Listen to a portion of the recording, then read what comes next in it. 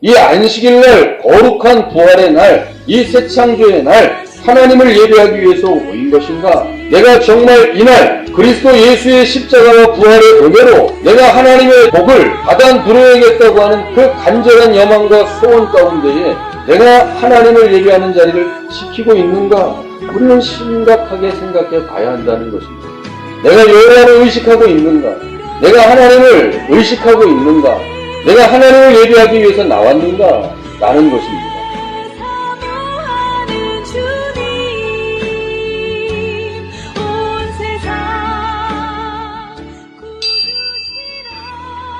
사무엘상 2장 11절부터 26절까지 말씀입니다.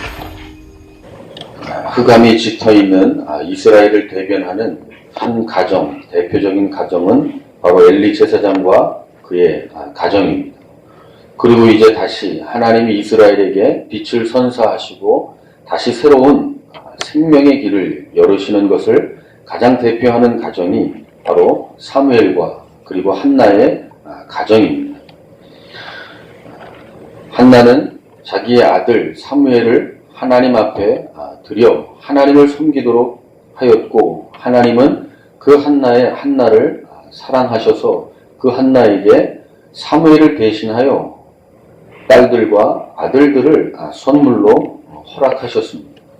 반면에 엘리와 그리고 엘리의 두 아들에게는 하나님께서 큰 징계로 그 가정이 멸문지화를 당하는 큰 사건을 경험하게 하십니다. 이 두 가정의 대비를 통해서 우리는 오늘 사는 우리의 삶을 다시 한번 잘 찬찬히 생각해 보기를 소망합니다. 오늘 성경 말씀을 보면 특이한 말씀이 있습니다. 12절 말씀에 보면 엘리의 아들들은 불량자라 여호와를 알지 못하니라 말씀하고 있습니다. 그런데 우리는 이미 알고 있듯이 이 사무엘상을 시작할 때 1장 3절에 엘리의 두 아들 홈니와 비느하스는 그들이 여호와를 섬기는 여호와의 제사장이라는 것을 우리는 이미 읽고 지나쳤습니다. 그렇다면 지금 우리가 읽는 이 말씀은 참으로 어색해하고 참으로 이해가 가지 않는 말이어야 합니다. 왜냐하면 여호와를 섬기는 제사장이 하나님을 알지 못했다는 사실입니다. 불량자라, 하나님을 알지 못하는 것이 불량품이라는 얘기입니다. 이상한 이야기입니다. 신앙생활을 30년 했는데 하나님을 모른다. 이건 이상한 일입니다. 예배를 수천 번, 수만 번 드렸는데 여호와를 알지 못한다. 그건 이상한 일입니다. 하나님께 많은 예물을 드리고 살았는데 하나님을 알지 못한다. 그건 참으로 이상하고 어색한 이야기입니다. 그런데 그런 일들이 우리의 현실에서는 비일비재하게 일어난다는 사실입니다. 오래 믿었는데, 한참 믿었는데, 참으로 많은 시간을 예배했는데 하나님을 모르는 사람들이 너무나도 많이 있다는 사실을 우리는 알아야 합니다. 엘리의 그 두 아들 홈니와 비느하스는 여호와의 제사장임에도 불구하고 그들은 불량자였습니다. 여호와를 알지 못하기 때문입니다.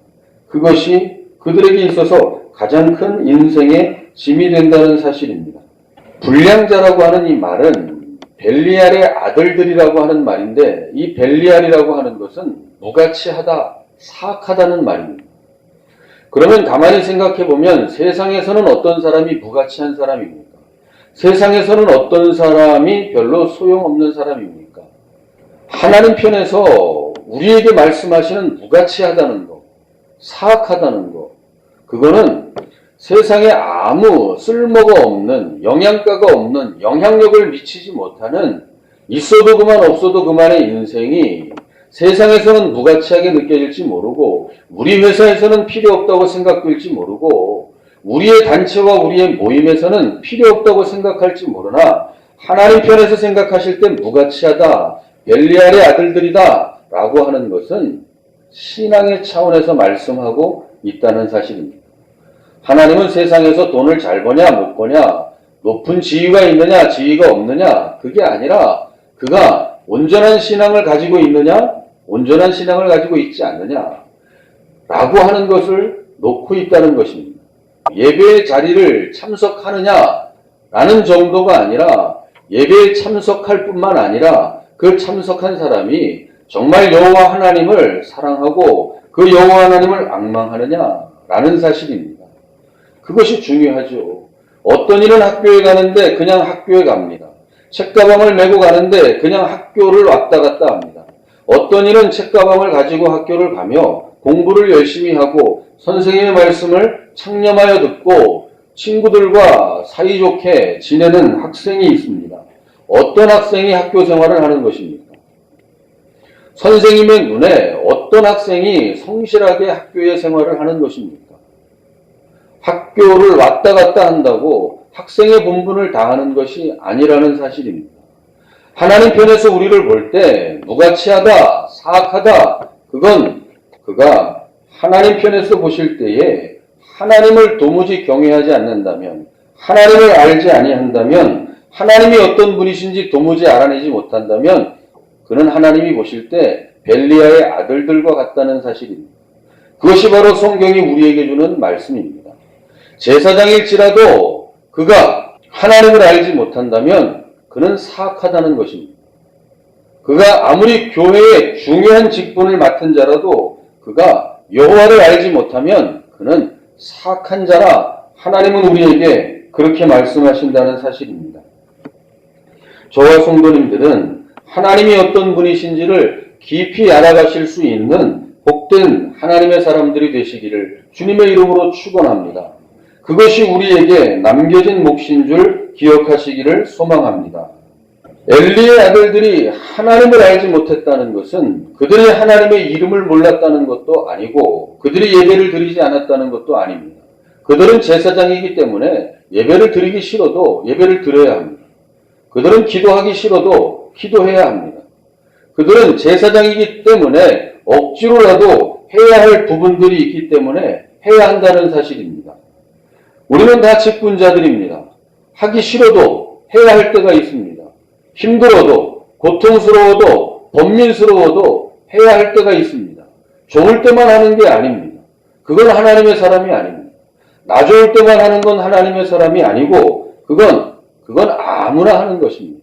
그건 이방인들도 자기들이 좋은 것은 시키지 않아도 하는 법입니다.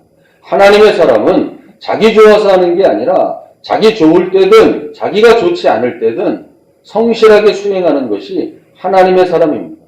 하나님을 하나님으로 인정하지 않는다. 그것이 바로 엘리의 두 아들의 모습입니다. 하나님을 하나님으로 인정하는 자는 하나님을 아는 자입니다. 하나님을 하나님으로 인정하지 아니하기 때문에 그들은 하나님을 두려워하지 않습니다. 하나님을 두려워하지 않기 때문에 결국은 어떻게 하느냐? 하나님께 저항하고 하나님을 대적하는 행위를 할 수밖에 없다는 것입니다. 결국 종국은 그리하다는 사실입니다. 하나님을 대적하는 행위, 그 증상의 공통점이 뭐냐? 오늘 성경 말씀에 보니까 첫 번째로 여호와의 제사를 멸시한다는 사실입니다. 하나님을 향한 예배를 멸시한다는 사실입니다.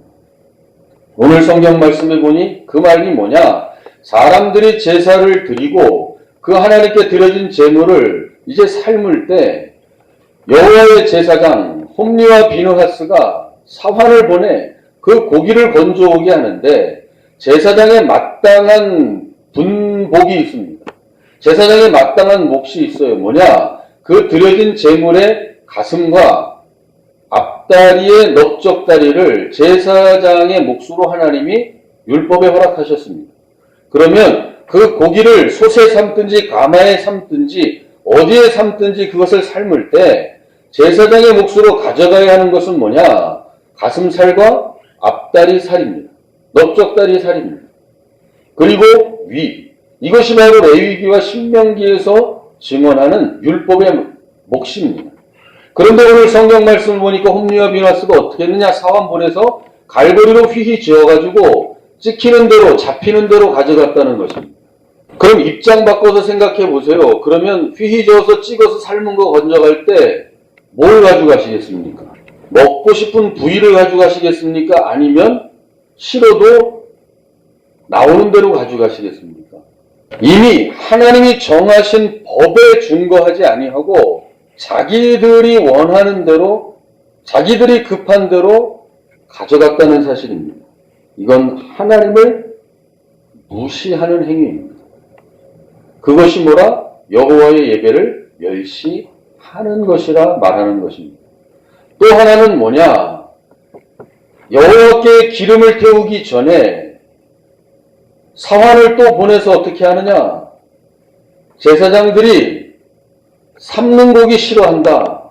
굽는 고기를 좋아한다. 그러니까 얼른 구울 수 있는 고기를, 생고기를 내놓으라. 구워 먹을 수 있는 생고기를 빨리 달라 하는 것입니다. 율법에 보면 어떤 일반적인 제사이든 아니면 화목제의 제사이든 기름은 여호와의 것이라 그 여호와의 몫을 먼저 태워드린 후 뭐한다? 제사장이 그 다음에 자기의 몫을 가져가는 것입니다. 자기의 몫만을 가져가는 것입니다. 그런데 어떻게 했느냐? 여호와께 올려드리기도 전에, 여호와께 먼저 드리기 전에 제사장이 먼저 자기의 몫을 취하여 갔다는 사실입니다. 이게 바로 여호와의 예배를 멸시함이라. 우리가 이거를 이게 참 제사의 문제이니까, 이게 순서의 문제이니까 오늘을 사는 우리하고는 결코 그렇게 살갑게 다가올 것 같지 않지만 가만히 생각해 보면 우리가 얼마나 우리의 편의 위주대로 우리가 하나님 앞에 예배를 드리고 있는가를 생각해 본다면 이 말을 우리는 잘 이해할 수 있습니다. 우리는 내가 급한 대로 삽니다. 예배 후에 복장으로 옵니다. 홈리와 비누아스는 하나님의 사람들이 경고하는 그 경고를 다 무시합니다. 여호와께 먼저 드려야 할 것을 드리게 하고 그 다음에 제사장이 취할 것을 취하라고 항변해도 오히려 엄포를 놓고 윽박을 지릅니다. 제사장이 아니라 뭐라? 깡패요, 강도요, 폭군이라는 사실입니다. 하나님을 예배하기 위하여 하나님과 백성을 중재하기 위하여 하나님이 세우신 제사장들이 도리어 하나님과 백성을 중개하는 것이 아니라 자기의 실속만을, 입속만을 차리는 것을 오늘 성경은 우리에게 보여주고 있습니다. 홈리와 비누아스는 내가 먼저, 하나님은 나중입니다. 이게 여호와의 제사를 멸시하는 것입니다. 하나님이 먼저가 아니라 내가 먼저고 그 다음에 짜투리가 생각 있으면 그 다음이 하나님인 것입니다. 가장 좋은 것은 내가, 그 다음은 하나님이. 그것이 하나님을 향한 하나님의 예배를 멸시하는 것이라고 말씀합니다. 우리가 드려지는 예배, 우리가 봉헌하는 이 시간, 우리에게는 누가 먼저이고 그 다음이 누구입니까? 우리는 내가 먼저이고 그 다음이 하나님이 와도 그나마 다행일 때가 많이 있습니다. 내가 먼저, 그 다음은 자식, 그 다음은 또 누구, 그 다음 해서 하나님은 대기표 뽑고서 한 345번째 가 계셔서 하나님이 앞서 오시면 거 좀 줄 좀 지키세요. 그 뒤로 돌아가세요. 왜 새치기 하세요? 하나님도 좀 뒤로 가시라고요. 라고 얘기하는 그 수준의 삶이 우리일지 모릅니다. 하나님은 나에게 대기표 번호 몇 번이십니까? 1번이십니까? 아니면 356번째입니까? 아니면 1000번째입니까? 아니면 우리에게 순서 밖에 있는 분이십니까? 여호와의 예배를 멸시한다는 것, 그건 하나님을 멸시한다는 것이고 그 하나님이 우리에게는, 우리의 시선에는 있지 않다는 것입니다. 그게 바로 홈리와 비누하스의 모습이었습니다. 그런데 성경 말씀을 보면 그 제사장들이 백성에게 행하는 습관이라 그렇게 못 받고 있습니다. 13절에 보면 그 제사장들이 백성에게 행하는 습관은 이러하니, 이게 어쩌다 한번 실수로 잘못으로 행한 것이 아니라 이게 습관이 되었다는 것입니다. 한 번이 아니고 두 번이 아닙니다. 세 번이 아니고 네 번이 아닙니다. 그건 반복적으로, 자동적으로 그렇게 한다는 것입니다. 그게 습관입니다. 생각하고 하는 게 아닙니다. 습관은 그냥 바로 나가는 것입니다.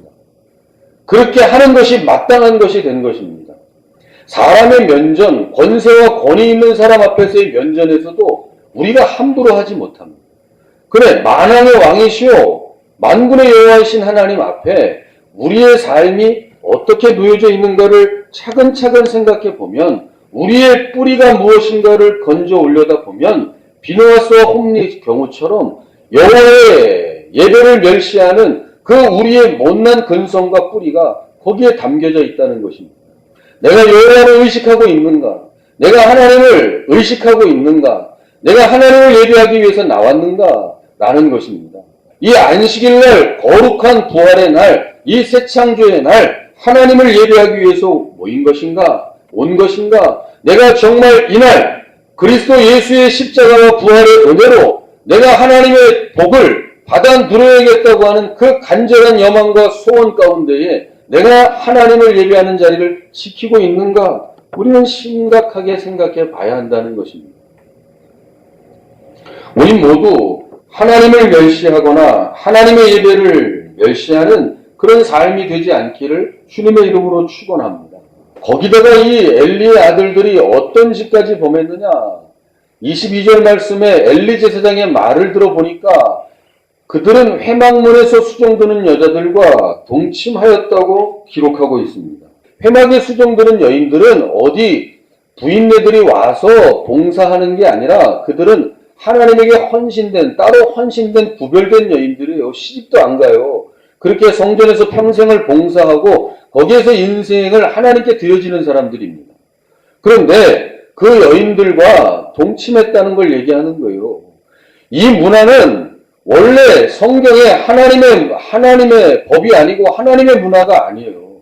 이건 이방인들이 제사를 지낼 때 그 제사를 지내는 그 우상을 섬기는 여인들의 행음과 관계되어 있는 것이지 하나님의 문화에는 이런 것이 없는 거예요. 그런데 이것이 버젓이 하나님의 제사장이라고 하는 이 홈리와 비느하스에게서 벌어지는 거예요. 이것이 뭐라? 여호와를 멸시하는 것이라는 거예요. 하나님을 멸시한다는 거예요. 24절에 보면 엘리 제사장이 이렇게 얘기합니다. 내 아들아 그리 말라 내게 들리는 소문이 좋지 아니하니라 너희가 여호와의 백성으로 범각해 하는도다. 엘리 제사장이 얘기하는데 이런 말을 합니다. 너희가 여호와의 백성으로 범각해 하는도다. 범각해 한다는 것은 뭐냐? 너희가 이스라엘 백성들로 하여금 하나님을 떠나게 만들고 있다는 얘기를 하는 거예요. 이제 징글징글하다. 난 이제 제사장들 등살에 난 이제 성전에 안 와. 난 제사장 등살에 나는 이제 여호와 하나님 섬기는 거 이제 안 해. 나는 이제 제사장들 등살에 난 그 꼴 눈 뜨고 보기 싫어서 나는 이제 성전에 안 가. 그리고 여호와를 떠나고 교회를 떠나고 성전을 떠나게 만들고 있다는 것을 두 아들들에게 얘기하는 것입니다. 우리가 하는 행동이 누군가에게는 교회를 등지게 만들고 하나님을 떠나게 만들 수 있다는 사실입니다. 그게 죄가 된다는 것입니다. 예수님은 뭐라 그러셨어요? 소자에게 잘못했다면 차라리 연자맷돌을 메고 바다에 던지우는 것이 뭐하다? 낫다. 오른손이 범죄하거든 오른손을 찍어내버리라. 내 눈이 범죄하거든 눈을 빼버리라. 그 얘기가 참 예수님은 참 과격하시다. 그렇다면 우리는 여기에 뭐만 남아있겠어요? 우리는 아무것도 남아있을 게 없어요. 우리는 눈으로 상처 주죠. 우리는 입으로 상처 주죠. 우리는 만 가지 표정으로 상처를 주죠. 손짓과 발짓으로 상처를 주죠. 따지고 보면 우리는 남아있을 수 있는 게 뭐가 있어요? 아무것도 없어요. 그런데 예수님이 그렇게 말씀하시는 게 결국은 무슨 이유에서 우리에게 그렇게 말씀하시는 거겠어요? 우리의 모든 처신이 결국은 누구로 하여금 하나님을 더 열렬히 사랑하게 할 수도 있고 누구로 하여금 하나님을 멀리 떠나게 할 수도 있다. 두 아들아 너희들은 이스라엘을 떠나게 하는 자로다. 하나님에게서 멀어지게 하는 자로다 이야기하는 것입니다. 우리의 교회가 우리의 삶이 누군가를 떠나게 하는 삶이 아니라 누군가를 오게 하는 삶이 되기를 소망합니다. 누군가를 붙어있게 하는 삶이 되기를 축원합니다. 그게 교회이기를 소망합니다. 그렇다고 한다면 우리는 하나님 앞에서 오늘 여호와의 제사를 멸시하는 이들의 모습을 우리는 따라가는 삶이 아니어야 합니다. 여기에서 우리가 분명하게 주목해야 될 점은 성령께서 홈리와 비느하스를 거론하는데 이 명칭이 바뀐다는 사실입니다. 오늘 우리가 읽은 본문에서 이 명칭이 바뀌어요. 처음에 1장 3절에 시작할 때는 엘리의 두 아들 홈리와 비느하스는 여호와의 제사장이라 라고 시작합니다. 그러다가 나중에 12절 13절에 가면 이 엘리의 두 아들들이라고 하는 표현과 그 다음에 제사장이라고 하는 표현이 따로따로 등장합니다. 그런데 17절에 가게 되면 성령께서 뭐라고 말씀하시느냐? 이 소년들이라고 말합니다. 이 사람들이라고 얘기해요. 하나님 입장에서 보면 이제 홈리와 비느하스는 뭐가 아니에요? 제사장이 아니에요. 그냥 이 사람들로 격화되고 있다는 사실을 기억해야 합니다. 호세아서에 가게 되면 우리가 여호와를 알자, 힘써 여호와를 알자 그렇게 말씀하고 있습니다. 저와 성도님들은 하나님을 모르는 벨리알의 아들들과 같은 무가치하고 사악한 인생이 아니라 하나님이 기뻐하시는 하나님의 사람인 줄로 믿습니다. 하나님을 아는 것을 여기서 멈춰서는 안 됩니다. 서당계 3년이면 풍어를 읊는답니다. 식당계 3년이면 뭐래요? 라면을 끓인답니다. 근데 정말 식당계가 라면을 끓여요? 정말 서당계가 풍어를 읊어요? 그렇지는 않습니다. 그런데 그 정도만 되면 풍어를 읊는답니다. 근데 가만히 생각해보면 서당계 3년에 풍어를 읊는데 그가 뜻과 의미를 알까요? 식당계 3년에 라면을 끓이는데 그가 정말 레시피를 알고 정말 음식이 뭔가를 알까요? 요리가 뭔지를 알까요? 여기에 함정이 우리에게 있습니다. 신앙생활을 우리가 오래 하다 보면요. 아무것도 모르는데 실제로 많이 아는 것처럼 생각될 때가 있습니다. 실제로는 정말 몰라요. 아는 게 거의 없어요. 그런데 안다고 생각이 돼요. 아브라함? 그거 다 알죠. 요셉? 그거 다 알죠. 다 안다고 생각합니다. 근데 실제 대화를 해보면 아브라함도 모르고 요셉도 모릅니다. 그 모른다는 의미가 뭐예요? 오늘 그들이 여호와를 알지 못한다는 얘기하고 똑같은 거예요. 아브라함의 이름을 알고 아브라함의 모리아산의 사건을 알고 요셉의 그 사건을 다 알죠. 그런데 모르더라고요. 그게 우리의 현실일 수 있다는 사실입니다. 그래서 호세아 선지자는 얘기하는 거예요. 날 때부터 여호와의 율법을 가르치고 배우는 그들에게 얘기하는 거예요. 그렇지만 날 때부터 여호와의 율법을 배우고 익히고 들었던 너희들, 날 때부터 여호와의 성전에서 예배드리고 했던 너희들, 날 때부터 여호와께 기도했던 너희들, 그런데 너희가 하나님을 몰라, 너희가 여호와를 몰라. 그러니까 우리가 여호와를 알자, 힘써 알자. 다른 그 어떤 것보다 힘을 써야 하는 것이 있는데 그게 뭐냐? 여호와를 아는 것에 힘을 써야 된다는 거예요. 여호와를 알지 못하면 그 인생이 무가치해지기 때문에요. 그 인생이 사악한 인생이 될 수밖에 없기 때문에요. 하나님이 모른다고 하는 인생이 될 수밖에 없기 때문에 여호와를 알자, 힘써 여호와를 알자 얘기하는 것입니다. 그것이 오늘 우리에게 외쳐지는 하나님의 음성이 되실 수 있기를 주님의 이름으로 축원합니다. 나 몇 년 믿었고 나 교회를 위해서 뭐 했고 그런 얘기 말고 정말 여호와를 알기 위하여 얼마나 힘쓰고 살아가고 있는지, 얼마나 여호와의 말씀을 부둥켜 안고 몸부림을 치고 있는지, 정말 한 말씀 한 말씀이 내 말씀이 되기 위하여 정말 내가 얼마나 그 한 말씀을 내 마음 가운데 두고 녹여가고 있는지, 그래서 정말 하나님의 말씀이 내 체질이 되고 내 피가 되고 내 생명이 되고 내 호흡이 돼가고 있는지. 그래서 오늘 성경 말씀에 보면 계속해서 중간중간에 엘리와 비느하스, 홈리와 비느하스에 대한 이야기를 쓰면서 계속 중간중간에 누구 이야기를 끼겨 넣어요? 사무엘 이야기를 계속 중간중간에 넣잖아요. 기가 막히게 넣고 있는 거예요. 여호와의 예배를 멸시하여 멸문제를 당할 수밖에 없는 그들과 그들의 가문을 논하면서 하나님은 사무엘을 계속 집어넣고 있는 것입니다. 이것이 우리에게 우리의 못난 삶의 해독제가 되는 것입니다. 11절 말씀을 볼까요? 2장 11절. 엘가나는 라마의 자기 집으로 돌아가고 그 아이는 제사장 엘리 앞에서 여호와를 섬기니라. 이제 3살, 5살 안짝인 사무엘이 엘리 제사장한테 있는 거예요. 아빠하고 엄마는 집에 갔어요. 라마의 집에 갔어요. 실로에 자기만 남았습니다. 그런데 울고불고 하는 게 아니라 뭐 한다고요? 여호와 하나님을 섬겼대요. 이 기가 막힌 말씀이에요. 아이들 유치원에 어린이집에 보낼 때 처음 떼서 보낼 때 기억나세요? 어딘가에 떨어뜨려 보실 처음 몇 번 떨어뜨릴 때 기억나세요? 울고불고 난리치지 않았던 거예요? 그냥 빠이빠이 잘 가요 그러던가요? 울고불고 난리 나죠. 엄마하고 아빠하고 안 떨어지겠다고 피가 나도록 땅을 긁으면서 가죠. 그런데 성경 말씀 보니까 이 아이가 여호와 앞에서 섬겼대요. 이거 그냥 넘어가면 안 되는 말이에요. 그러기 위해서 어떻게 했겠어요? 한나와 엘가나가 나면서부터 그에게 얼마나 하나님의 말씀으로 훈련시키고 가르쳤겠어요. 그리고 내가 할 일이 무엇이고 내가 어떤 인생을 살아야 하는가를 그 젖먹이 때서부터 얼마나 그에게 많은 이야기를 해줬겠어요. 그걸 그 앞에서 집어넣는 거예요. 엘리 제사장과 그 가문과 달리 한나와 엘가나가 그 사무엘을 바치기 전까지 그 아이를 어떻게 키웠으려고 하는 것을 그 한 문장에서 우리에게 보여주고 있는 거예요. 18절 말씀 보겠습니다. 사무엘이 어렸을 때에 세마포 에봇으로 입고 여호와 앞에 섬겼더라.